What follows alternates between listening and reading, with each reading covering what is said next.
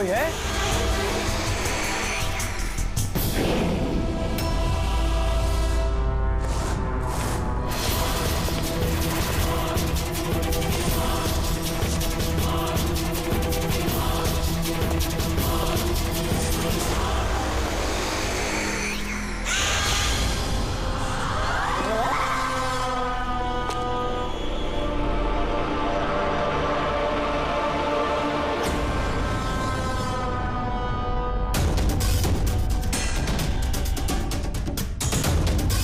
कौन है वहां?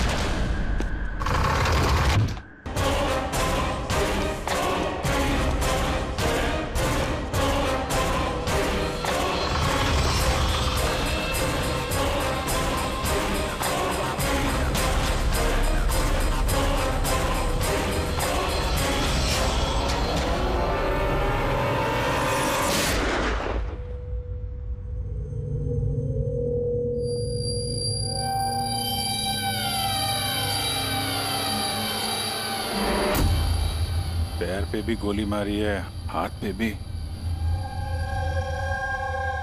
ये बॉडी सबसे पहले किसने देखी थी? सर मैंने देखी थी। आज सुबह जब 9 बजे मैंने ऑफिस खोला तो देखा टोनी सर की लाश पड़ी है।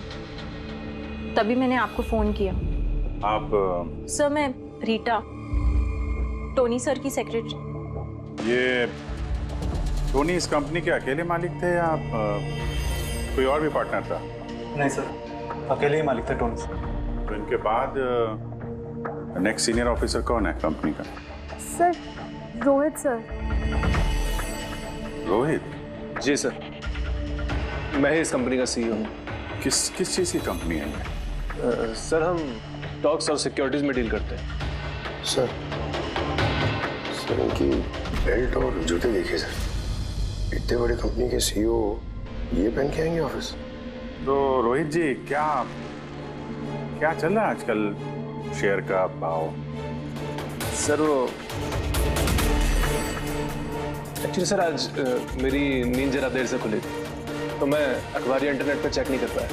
अच्छा, तो आपकी कंपनी का कौन सा अच्छा स्टॉक है जो बढ़िया परफॉर्म कर रहा हो, उसके बारे में कुछ बताइए। क्या नाम है उसका? सर वो याद नहीं आ रहा सर। तो आप लोग बताइए स्टॉक के बारे में, एक भी स्टॉक का नाम बताइए आप लोग।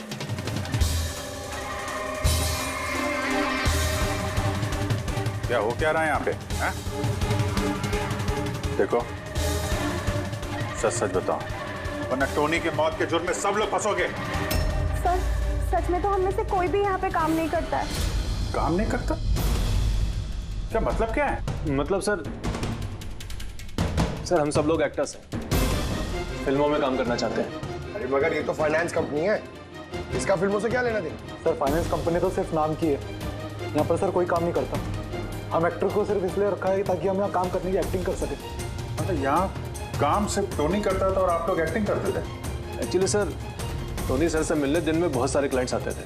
हमारा काम बस इतना होता था कि उन्हें दिखाना कि ऑफिस में बहुत काम हो रहा है। ये टोनी क्या काम करता था? किस चीज़ की मीटिंग होती थी यहाँ पे? सर उनकी जो भी मीटिंग्स होती थी वो उनके केबिन के अंदर होती थी। अब वो क्लाइंट के साथ क्या बातें करते थे वो हम में से किसी को नहीं पता सर। और कब से चल रहा है ये सब? सर पिछले 2 हफ्ते से। कमाल है। एक नकली कंपनी जहां पे नकली काम होता था, उसके मालिक का खून हो जाता है, वो भी इतनी बेरहमी से। समझना पड़ेगा एग्जैक्टली यहाँ पे हुआ क्या था।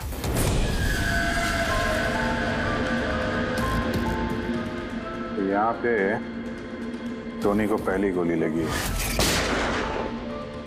अगर उसे गोली यहाँ लगी है तो वहां उसे भाग जाना चाहिए था। वो तो एग्जिट है, वो वापस ऑफिस के अंदर क्यों गया? शायद खूनी इस तरफ होगा, बचने के लिए इधर भागा होगा। ये हैंडल पे भी खून है। वहां से अंदर आया और फिर वहां पे लेके गया उसको जहां पे खून हुआ। ब्लड ट्रेल इधर भी है। सर ये यहाँ देखिए, इतना सारा खून। लगता है यहाँ पे छुप के बैठा होगा बचने के लिए। और खूनी आया, उसके बाद उसको वहां ले गया जहां पे उसकी मौत हो गई। सर वो पानी का बॉटल, सर पानी लग रहा है सर। है तो पानी, बॉटल में खून। बॉटल हाथ में थी या उससे मारा?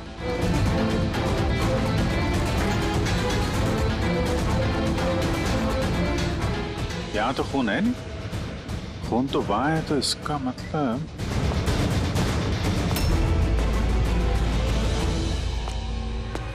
खून यहाँ पे है, तो शायद ये बॉटल यहीं होगी। यहाँ पे छुपा होगा तो बॉटल हाथ में ली होगी बचने के लिए। यहाँ वहां जाते समय गिर गई।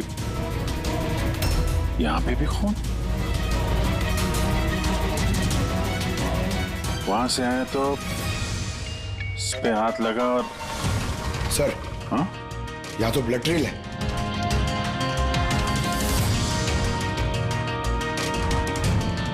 यहाँ पे क्या कर रहा था?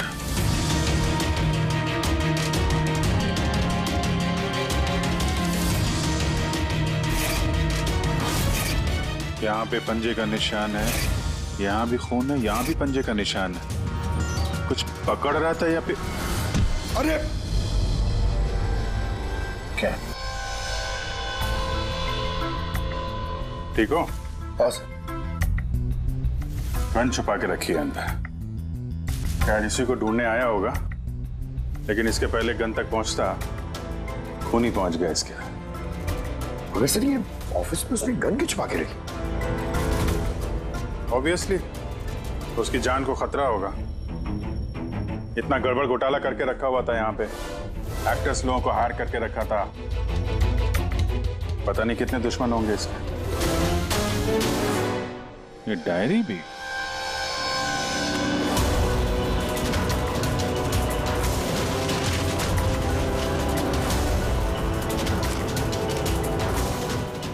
कोड जैसे लग रहा है ना सर? कोड वर्ड में लिखा है और डायरी को छुपा के रखा था। जरूर इसका टोनी के मौत के साथ कोई ना कोई कनेक्शन है।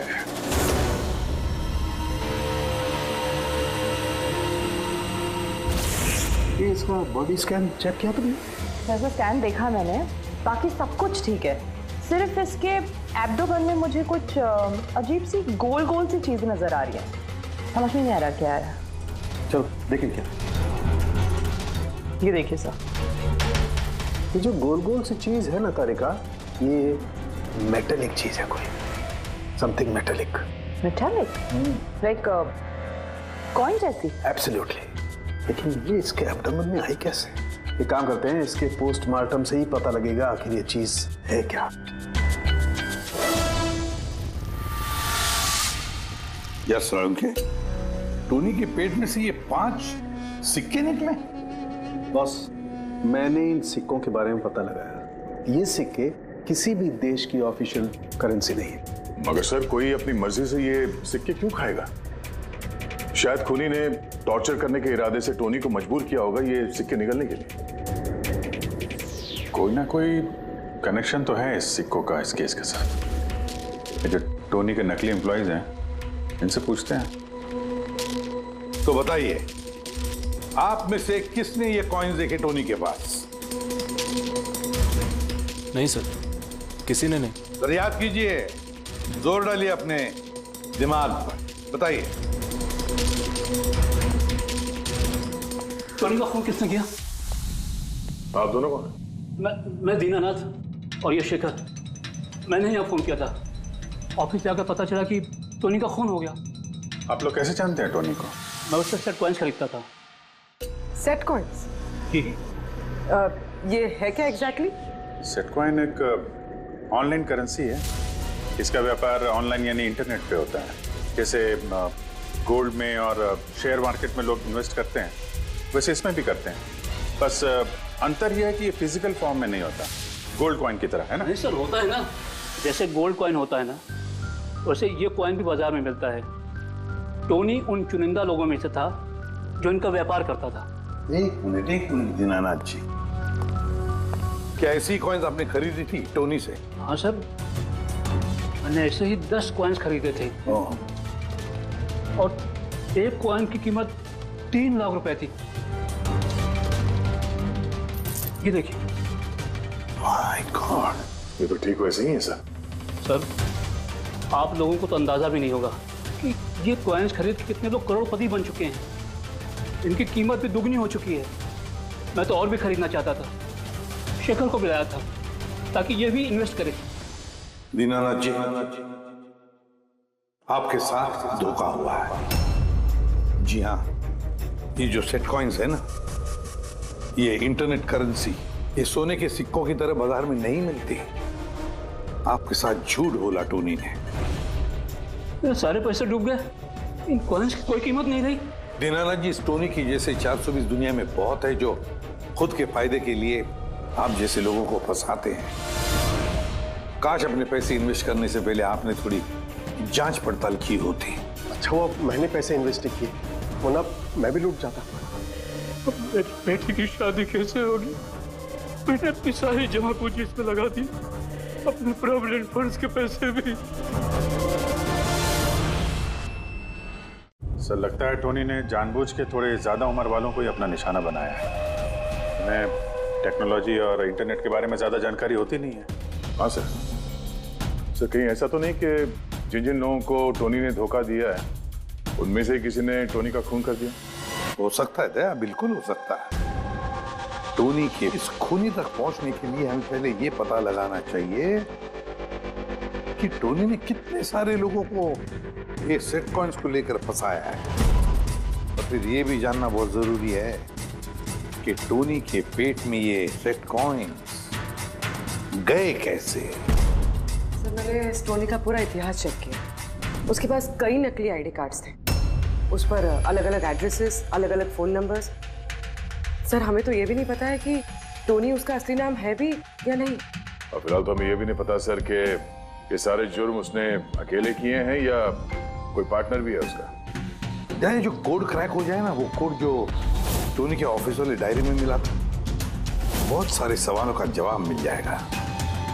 सर, एक कोड क्रैक करने वाले एक्सपर्ट को हमने कांटेक्ट किया है, शायद बहुत जल्दी इसका हल निकाल लेगी वो। और ये जो टोनी का सारा ऑफिस स्टाफ आया था, ये जो एक्टर्स उसके ऑफिस में काम करते, उनको कैसे पता चला इस टोनी के बारे में? सर, एक अशोक नाम का कास्टिंग डायरेक्टर है, उसी ने ये सारे एक्टर्स भेजे थे टोनी के ऑफिस में। बस तो मिल लो इस अशोक से, मिल लो। सर, कॉमेडी, रोमांस, हर इमोशन एकदम कूट कूट कर भरा है उसमें। क्या नहीं चलेगा? अच्छा ठीक है सर, मुझे थोड़ा टाइम दीजिए, मैं भी भेजता हूँ। ठीक ठीक ठीक है सर, ठीक है।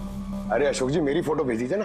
एक्शन, कॉमेडी, रोमांस, सब में नंबर 1 हूं मैं। देखो भाई, तुम हीरो तो बन नहीं सकते, एक कॉमेडियन का रोल है, करोगे?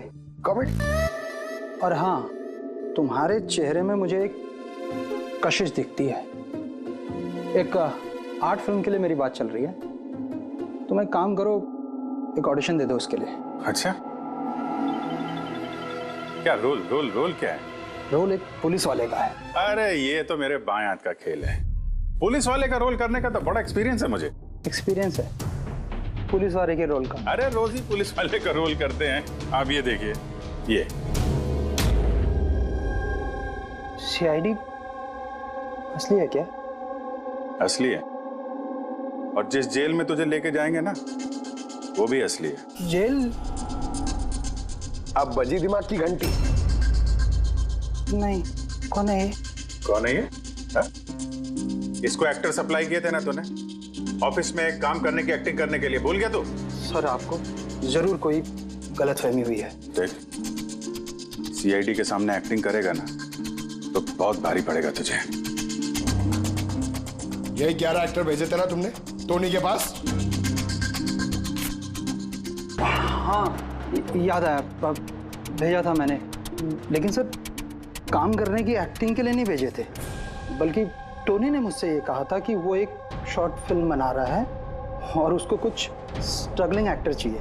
जो एक्टर तूने भेजे थे ना उसका इस्तेमाल करके उसने बहुत बड़े घपले किए हैं। सर ये बात मुझे कैसे पता चलेगी? सर पूरे 12 में से किसी भी एक्टर ने मुझे ये बात नहीं बताई सर। 12? सर उसकी ऑफिस में तो 11 लोग थे, ये 12वां कहां से आ गया? अच्छा, वो जो एक्टर भेजे थे उनकी लिस्ट दिखाना जरा। जी सर।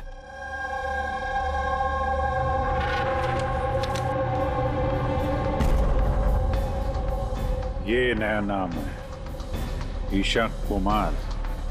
ये नहीं थी उस वक्त वहां पे। ये कहां गायब हो गई? सर इस केस में सवाल ज्यादा है, जवाब कम है, और वो कोड भी क्रैक नहीं हुआ अभी तक। सर रीना जी, आपने हमें यहाँ टोनी के घर पे क्यों बुलाया? और वो उन कोड्स का हल निकाल पाई या नहीं? काफी टेढ़ा कोड है सर, बिना साइफर के हल निकाल पाना नामुमकिन है। साइफर? ये साइफर क्या होता है? साइफर कोई ऐसी किताब या डायरी होती है जिनके अंदर इन खुफिया कोड्स का राज छुपा होता है। फ्रेडी, जैसे अंडरवर्ल्ड की दुनिया में ये चीजों के नाम को कोड्स में इस्तेमाल करते हैं। जैसे गन है उसे घोड़ा कहते हैं, और कौवा मतलब मोबाइल। तो ये सारे कोड्स एक साइफर में होते हैं। अगर ये साइफर मिल जाए तो सारे सवालों के जवाब मिल जाएंगे।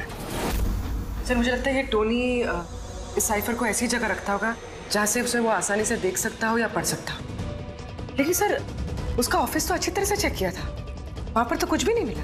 तो हो सकता है टोनी के घर पे मिल जाए। ये देखिए सर, बड़ा अजीब सा निशान इस पेपर पर। शायद ये निशान इस कोड का कोई अहम हिस्सा है। तो इस निशान का राज यहीं कहीं होना चाहिए।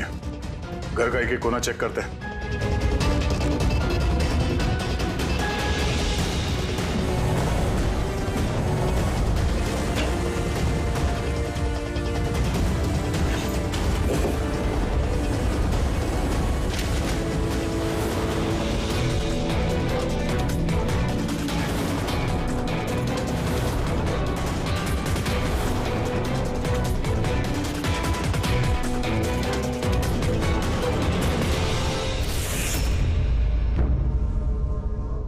रीना जी, ये देखिए, इस किताब में भी ठीक वैसा ही निशान है।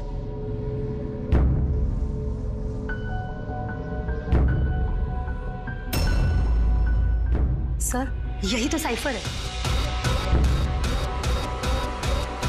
ये देखिए, इस पेज पर सिर्फ 7 सेंटेंसेस हैं और इसके हर सेंटेंस के फर्स्ट वर्ड को हम हाईलाइट करके देखते हैं।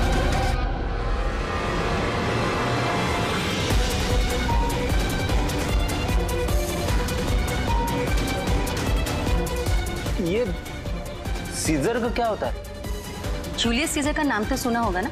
हाँ। लगता है उसके जमाने का कोई पुराना कोड है। तो यहाँ ये सीजर के आगे जी भी तो है। यही तो मालूम करना है कि कौन से सीजर साइफर का इस्तेमाल हुआ है। मान लो ए अगर जी है और बी अगर एच है तो A to Z कुछ इस तरह दिखेगा। ये देखिए,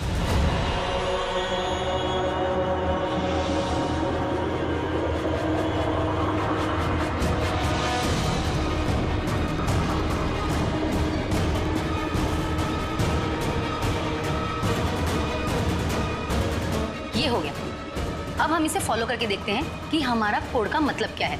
और हमारा पहला कोड है SUNGTQASGX-10। अब हम इसे मैच करके देखते हैं। SMUONHAN।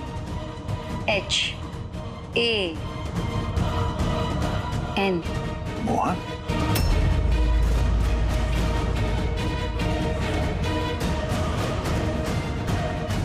आपके पहले कोड का मतलब है मोहन कुमार 10। सर, इस मोहन कुमार नाम का तो कोई आदमी है ही नहीं इस केस में। अगर है ना तो ढूंढना पड़ेगा। ये बाकी के सारे जो कोड हैं उनको भी डिकोड करते हैं। प्लीज कुणाल, तुम समझने की कोशिश करो। मैं पंकज से बहुत प्यार करती हूँ। प्लीज तुम मेरे और पंकज के बीच कभी मत आना। सच? तुम मुझसे इतना प्यार करती हो? Cut cut cut. कौन हो आप लोग? बीच में आगे पूरा शॉट खराब कर दिए। एक मिनट। आप लोग शॉट बाद में लीजिएगा, हमें ईशा जी से कुछ बात करनी है। CID मुझसे? प्लीज चलिए आप लोग प्लीज। ये फोटोग्राफ देखिए। टोनी, इसे पहचान दिया आप? इसका खून हो गया। क्या? मगर कैसे? ज्यादा ओवर एक्टिंग करने की जरूरत नहीं है, कैमरा ऑफ है। तुम बताओ कैसे खून हुआ इसका? मैं कैसे बता सकती हूँ आपको इसका खून कैसे हुआ? जिस वक्त इसका खून हुआ सारे नकली एम्प्लॉय उसके ऑफिस में थे, सिवाय तुम्हारे। कहाँ थी तुम? नकली एम्प्लॉय? कौन से नकली एम्प्लॉय? सर ये आप लोग क्या बात कर रहे हैं? मुझे तो कुछ समझ में नहीं आ रहा। टोनी ने तुम लोगों को हायर किया था ना उसके ऑफिस में क्लर्क की एक्टिंग करने के लिए। उसने तो मुझे अपनी मंगेतर का रोल प्ले करने के लिए पैसे दिए थे, वो भी बस एक दिन के लिए। मंगेतर का? हाँ सर, उसके माँ बाबूजी आए थे उससे मिलने और वो उन्हें दिखाना चाहता था कि वो शादी करने वाला है और वो अपनी जिंदगी में बहुत खुश है। उसने तुमको तो बताया होगा ना अपने माँ बाप के बारे में, सारी इन्फॉर्मेशन दी होगी। जी हाँ, बहुत कुछ बताया था ताकि कुछ गड़बड़ ना हो जाए और मुझे याद रहे कब कौन से डायलॉग बोलने हैं। उसके माँ बाप के बारे में जितनी भी इंफॉर्मेशन है तुम्हारे पास, एक एक चीज सब हमें बताओ। Thank you sir. Codes decode हो गए। हर कोड से एक नाम मिला है और नाम के आगे एक नंबर। जरूर ये वो लोग हैं जिनको टोनी ने सेट कॉइन्स बेचे थे, और ये नाम के आगे जो नंबर है इसका मतलब है किसके पास कितने सेट कॉइन्स हैं। जैसे ये मोहन ने ये 10 सेट कॉइन्स खरीदे थे, चिराग 6, विजय कुमार 8, एक्सेट्रा एक्सेट्रा। मतलब खूनी इनमें से ही कोई एक है? लगता तो ऐसे ही है। इन सारे बारातियों को ब्यूरो में बुलाओ सेट कॉइन्स के साथ।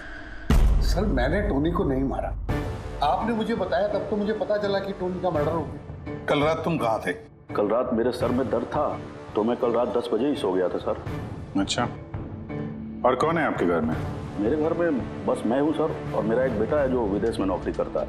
मैंने तो अपने रिटायरमेंट फंड के 15 लाख लगाए थे इसमें। अब मुझे ये समझ में नहीं आ रहा है कि मुझे कैसे वापस मिलेंगे। गन रखते हो ना तुम? सर, मेरी गहनों की दुकान है, सिक्योरिटी एंड प्रोटेक्शन के लिए मुझे अपने पास गन रखनी पड़ती है सर। सर, सब कुछ तो आपको बता चुका हूँ, अब मैं आपको और क्या बताऊं? जब तक खूनी पकड़ा नहीं जाता हम तो सवाल पूछेंगे।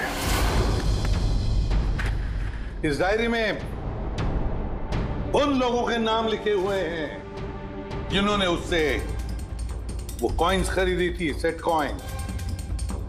उन लोगों के नाम और जितने भी कॉइन्स खरीदे थे वो सब पूरा का पूरा रिकॉर्ड इसमें है। और इसमें जो जानकारी है उससे हम ये पता लगाएंगे कि आखिर आप लोगों में से वो खूनी कौन है। किसने कितने कॉइन खरीदे, इससे ये कैसे पता चलेगा खूनी कौन है? आसान है। खूनी ने अपने कुछ सिक्के गुस्से में आकर टोनी को निगलवा दिए। अब इस बही खाते के हिसाब से जिसके पास भी कम सिक्के निकलेंगे वही हमारा खूनी है।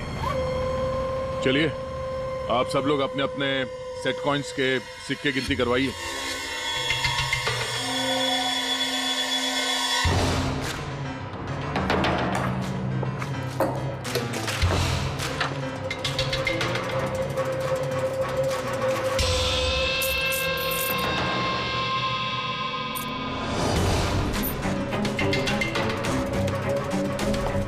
सर, सारे के सारे कॉइन्स हैं, एक भी कम नहीं। कोई भी कम नहीं? ये कैसे हो सकता है? अब तो यकीन हो गया ना आप लोग को कि हम निर्दोष हैं? अब ये क्या कहानी है सर? अगर ये सारे निर्दोष हैं तो फिर गुनहगार कौन है? ये तो अब टोनी के माता पिता ही बताएंगे। नहीं, ये नहीं हो सकता। हमारा बेटा नहीं मर सकता सर। आपको जरूर कोई गलतफहमी हुई है। हमारा बेटा तो अपने ईमान का इतना पक्का था कि वो किसी का 1 रुपया भी ना ले, और आप कह रहे हो उसने लोगों को ठगा है। मैं जानता हूं ये किसी भी माँ बाप के लिए सुनना आसान नहीं है, पर क्या टोनी की किसी के साथ कोई दुश्मनी थी? हाल फिलहाल में कोई लड़ाई झगड़ा हुआ हो? कैसा झगड़ा सर? वो तो इतना बिजी रहता था कि उसे हमसे मिलने का भी समय नहीं होता था। 3-3, 4-4 महीने बाद घर आता था वो। मिलने नहीं आता था? मतलब कि उसने कई जगह पर अपने ऑफिस खोल रखे थे। कहाँ और कहाँ पे ऑफिस था इसका? दिल्ली, पुणे। जिस शहर में ये टोनी रहा है, कुछ ना कुछ घपला तो जरूर किया होगा उसने। कुंडली निकालो इसके पिछली जिंदगी की। सर, हाँ सर, दिल्ली और पुणे के police officers video conference call पे। गुड।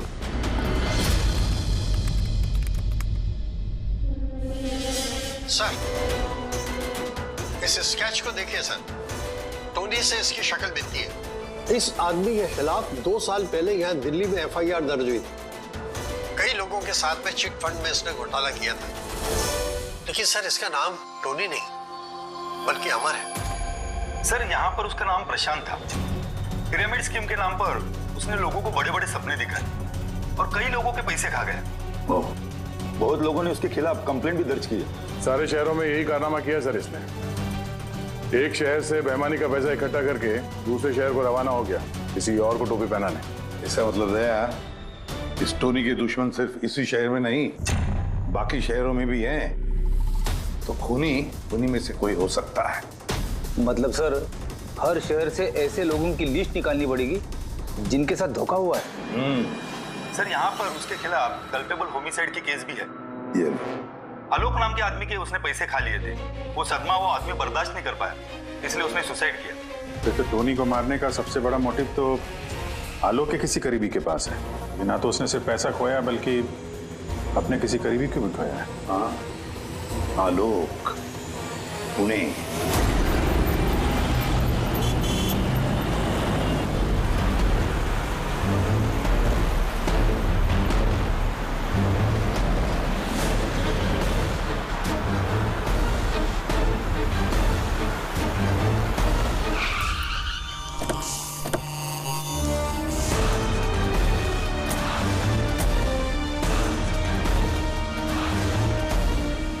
लगता है आलोक की बीवी सरिता घर पे नहीं है सर। हाँ गया, आज सुबह से नहीं है।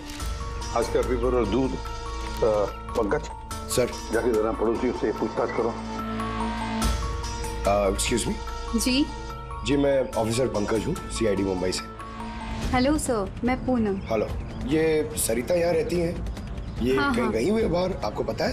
वो तो नहीं पता। क्यों, कोई प्रॉब्लम हो गई है? इनके घर की कोई एक्स्ट्रा चाबी होगी आपके पास? सर, हाँ, ये पूनम जी हैं, सरिता की नेबर।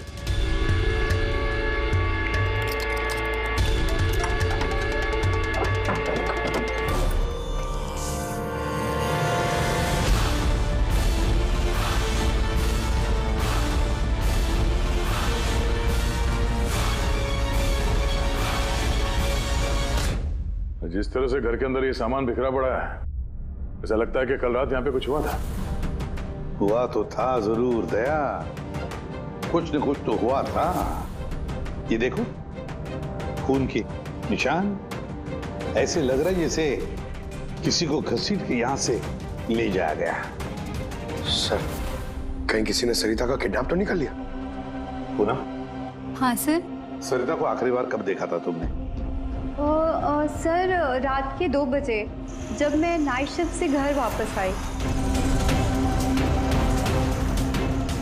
उस वक्त शायद सरिता जाग ही रही थी क्योंकि यहाँ पे टीवी चल रहा था। उसके घर के आसपास किसी को देखा, कोई आया हो उनसे मिलने के लिए? कुछ और तो नहीं, पर हाँ एक वाइट कलर की वैन थी जो घर के बाहर खड़ी थी, पर सुबह वो वहाँ नहीं थी। तू उस वैन को पहले भी कभी देखा था यहाँ आसपास? नहीं, कभी नहीं। अच्छा, उसका नंबर याद है, नोट किया था? नंबर तो नहीं नोट किया, मैंने ध्यान नहीं दिया। अच्छा, तुमने कुछ शोर शराबा या झगड़ा वगैरह सुना उस वक्त? हाँ, आवाजें तो आ रही थी जोर जोर से, पर मुझे लगा कि शायद सरिता जाग रही है, टीवी देख रही है, तो मैंने उतना ध्यान नहीं दिया। अच्छा पूनम, ये जो तुमने लड़ाई झगड़े की आवाजें सुनी कितने बजे थे? यही करीब 3 बज रहे होंगे। 3 बजे? तो सरिता का किडनैपिंग 3 बजे हुआ था, तो डेफिनेटली ये सरिता का किडनैपिंग और टोनी का मर्डर, इन दोनों का आपस में कोई ना कोई कनेक्शन है सर। 100% दया, कनेक्शन 100% है, पर इससे पहले कि सरिता को कुछ हो जाए उसे हमें बचाना होगा। और पंकज सर, ये व्हाइट वैन, सफेद वैन जो पूनम ने अभी अभी बताया, उस वैन की पूरी इंफॉर्मेशन चाहिए हमें, पूरी की पूरी इंफॉर्मेशन।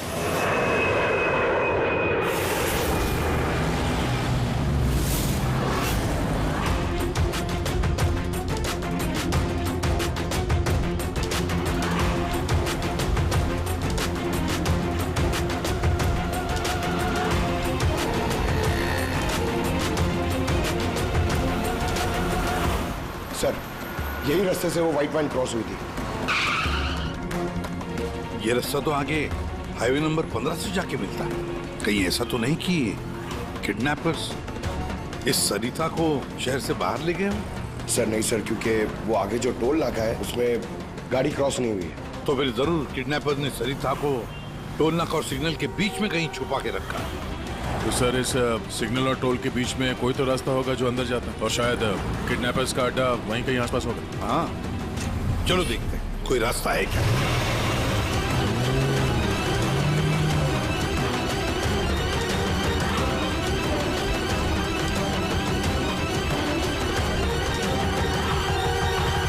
सर, ये एक रास्ता है जो अंदर जाता है। चलो देखते हैं।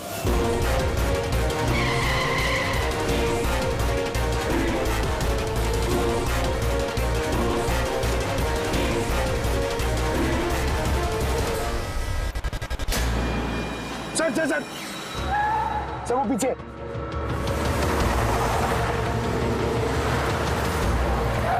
ये देखिए सर।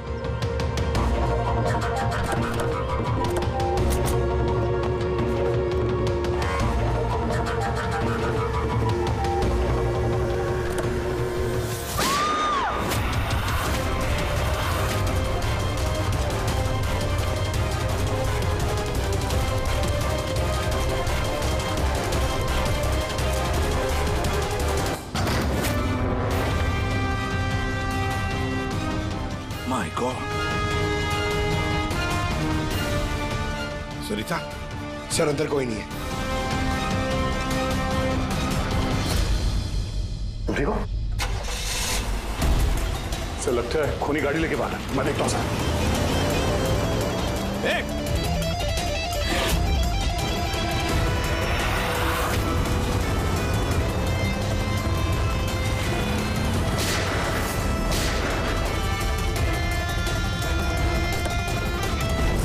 सर एम्बुलेंस आ रही है। सरिता, ये बताओ किसने किया ये सब? उसने मेरी आंखों में पट्टी बांध रखी थी, इसलिए उसका चेहरा भी नहीं देख पाई मैं। नहीं सर, निकल गया, गाड़ी का टायर पंचर करके गया वो। Damn it. सरिता बताओ क्यों किया होगा ये सब उसने? सर उसको मेरे पति आलोक का फाइनेंशियल रिकॉर्ड चाहिए था, पता नहीं क्यों। पर तुम्हारे पति आलोक अब इस दुनिया में नहीं रहे ना? हाँ सर, उन्होंने आत्महत्या कर ली थी क्योंकि किसी फ्रॉड ने उन्हें धोखे से लाखों रुपए लूट लिए। पर वो पैसे भी उनके नहीं थे सर, उन्होंने किसी से कर्जा लिया था, पर कर्जा ना चुकाने की वजह से उन्होंने सुसाइड कर ली सर। अब ये क्या चक्कर है सर? ये किडनैपर को आलोक के फाइनेंशियल रिकॉर्ड्स में इतनी दिलचस्पी क्यों होने लगी? पंकज, या इस किडनैपर को दिलचस्पी इसलिए कि मुझे तो लगता है कि ये किडनैपर, ये खूनी भी वही है जिसने आलोक को पैसे दिए थे। अब जैसे उसे पता चला कि आलोक इस दुनिया में नहीं रहा तो प्रॉब्लम आया, पैसे वसूल किससे करे। उसे पता चला कि आलोक का सारा पैसा टोनी के पास है तो उसने टोनी को खत्म कर दिया और फिर खुद पर इल्जाम ना आए सारे सबूत मिटाने के लिए उसने सरिता को फोन किया और उसे पूछा कि आलोक का सारा फाइनेंशियल रिकॉर्ड कहां पर है। कौन हो सकता है ये? सरिता सर, एक काम कर सकती हो? हाँ सर। आलोक की फाइनेंशियल रिकॉर्ड्स हमें दे सकती हो?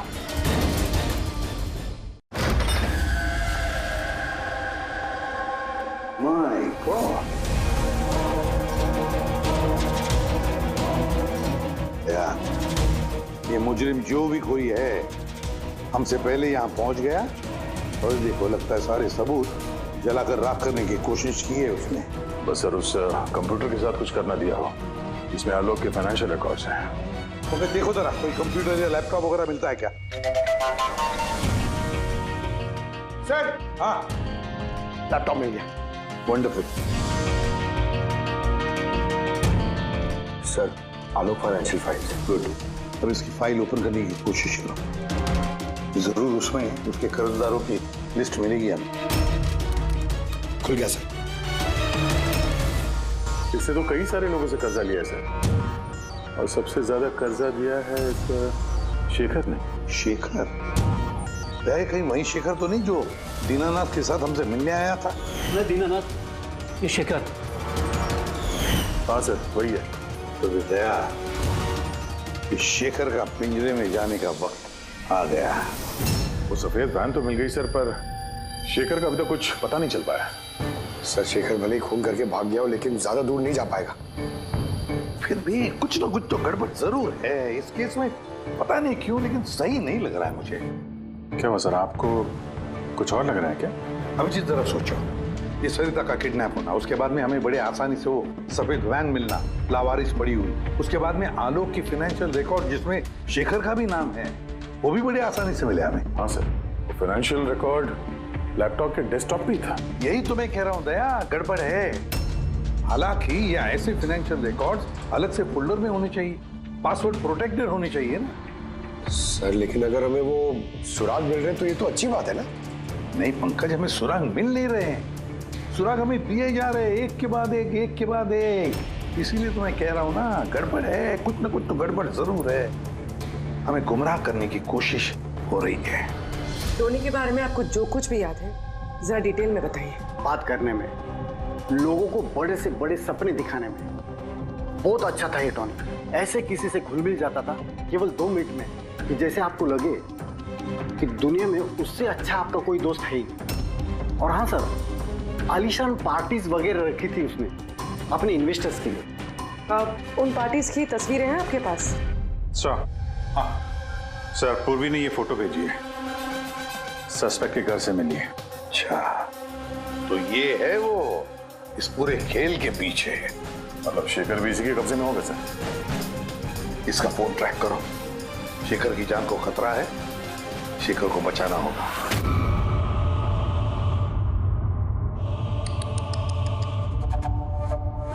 अब तो तुम्हें भगवान भी नहीं बचा सकता शेखर।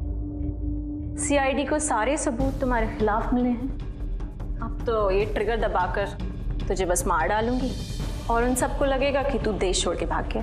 नहीं, ऐसा मत करो प्लीज, मत मारो मुझे। मैं वाकई देश छोड़ के चले जाऊंगा। आपके बारे में मैं किसी को नहीं बताऊंगा। I promise. अरे शेखर, तुम समझ नहीं रहे हो, तुमने मेरा चेहरा देख लिया है। अब मैं तुम्हें छोड़ने की बेवकूफी तो करूंगी नहीं, इसलिए तुम्हें मरना पड़ेगा। मत मारो मुझे प्लीज, मत। कोई है? प्लीज बचाओ मुझे, बचाओ मुझे, कोई है? मुझे मार के रखा यार। बचाओ।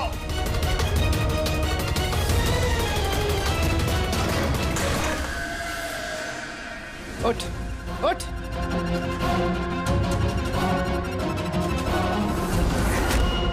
सर मैं रीटा, टोनी सर की सेक्रेटरी। तुम्हारा चेहरा तो हमने भी देख लिया था मिस रीटा। मैंने तो कोई सबूत, कोई गवाह कुछ नहीं छोड़ा था। तो आपको कैसे पता चला? इस फोटो के जरिए। तुमने हमसे कहा था कि तुम टोनी को पिछले 2 हफ्ते से जानती हो, तो फिर 2 साल पुराने इस फोटो में तुम क्या कर रही हो? ये बहुत कुछ कह गया। अब बताओ, तुमने अपने बॉस टोनी को क्यों मारा? टोनी मेरा बॉस नहीं था, मैं टोनी की बॉस थी। लेकिन तुम तो उसकी सेक्रेटरी बन के घूम रही थी, वो क्या था? वो सिर्फ और सिर्फ एक नाटक था, दुनिया को दिखाने के लिए। असल में सारा दिमाग मेरा था इसमें। टोनी को तो मैंने सिर्फ आगे रखा था ताकि कभी कानून हम तक पहुंचे तो टोनी पकड़ा जाए। तो फिर टोनी का फोन करके अपने पैर पे कुल्हाड़ी क्यों मार ली? क्योंकि जब चींटी के पर निकल आते हैं तो उसके पंख काटने पड़ते हैं, और टोनी बहुत ही ज्यादा हवा में उड़ने लगा था, बहुत ही लापरवाह और ओवर कॉन्फिडेंट हो गया था। उसने दीनानाथ के साथ सेल्फी खींच के सोशल मीडिया पे डाल दी वो फोटो। तो तुम्हें डर लगा कि अगर वो फोटो सोशल मीडिया में चला गया तो जिन जिन शहरों में उसने 420 की है वहां कोई ना कोई उसे पहचान लेगा। हाँ। और उसके पेट में जो सिक्के थे वो सिक्के मैंने ही उसे निकलवाए थे ताकि आप लोगों को लगे कि खून किसी ऐसे आदमी ने किया है जिसके साथ टोनी ने बेईमानी की है। और इसलिए तुमने सारे सबूत शेखर के खिलाफ कर दिए ताकि हम उसे अपराधी समझें। न जाने कितनी जिंदगियों के साथ खेला है तुमने। देश भर में न सिर्फ लोगों के पैसे चुराए बल्कि उनकी खुशियां, सपने सब छीन लिए। कड़ी से कड़ी सजा मिलेगी तुम्हें इस जुर्म के लिए। For more updates, subscribe to our channel, click the show links and enjoy watching the videos.